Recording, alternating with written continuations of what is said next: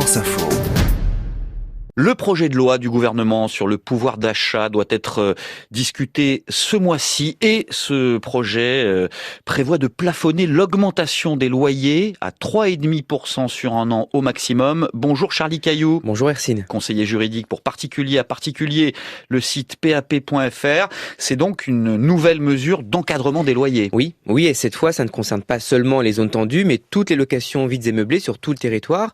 On en a parlé dans une précédente chronique par le jeu de l'indexation. Chaque année, le propriétaire peut augmenter le loyer pour prendre en compte l'inflation.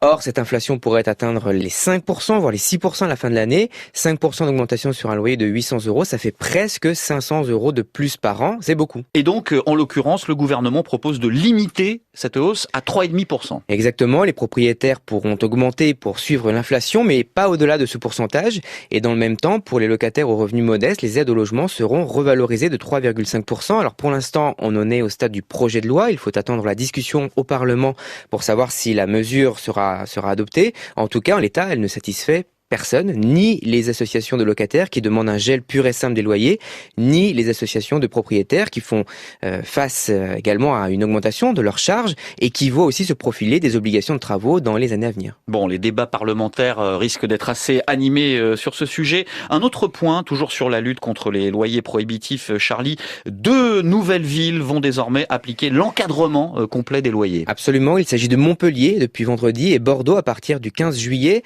Alors pour tous les nouveaux contrats, les propriétaires doivent respecter des plafonds de loyer, c'est-à-dire un prix par mètre carré, comme c'est déjà le cas à Paris, à Pleine Commune, Est Ensemble, à Lille, à Lyon, à Villeurbanne. Par ailleurs, l'encadrement des loyers sera beaucoup plus contrôlé désormais. D'une part, les annonces de location devront mentionner le détail du loyer, le plafond applicable, le loyer demandé et l'éventuel complément de loyer. Et le locataire pourra très simplement vérifier que le loyer proposé est dans les clous. Ce qui peut aussi rendre plus effectif l'encadrement des loyers, c'est que le pouvoir de contrôle et de sanction peut être délégué aux mairies, des mairies qui se sont déjà organisés pour aller à la chasse aux loyers trop chers.